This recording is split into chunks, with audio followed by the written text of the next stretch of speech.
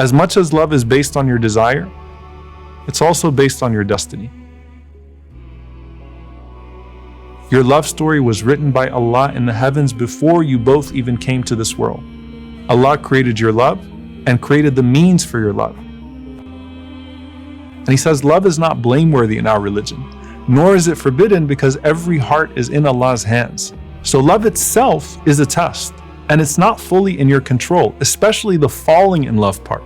It's something that Allah subhanahu wa ta'ala decrees in your heart, and as long as you don't transgress the boundaries and you pursue it in a wholesome and halal way, then you can enjoy the blessing of this decree within the sanctity of marriage. Inna fi dhalika la'ayatin liqawmin yatafakkarun. Indeed, in that are signs for people who reflect. Being attached to a person or the idea of a person can be incredibly intoxicating or debilitating. Romance is just like rizq.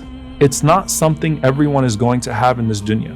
And we are to be content with what Allah has decreed, even if that means I have to wait for my spouse in Jannah, where the Prophet ﷺ said, "Laysa fil jannati a'zab." No one is going to be single in Jannah.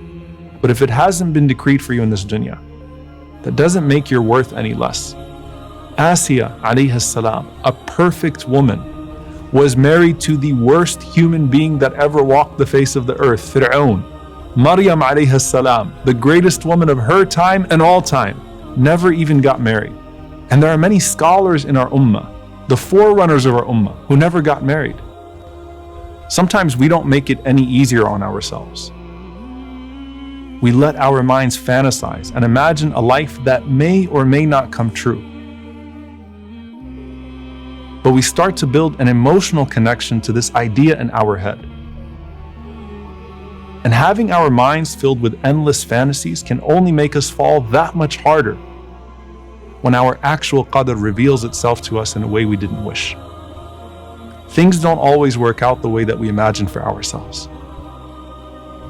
Our heart could long for something or someone that wasn't meant for us.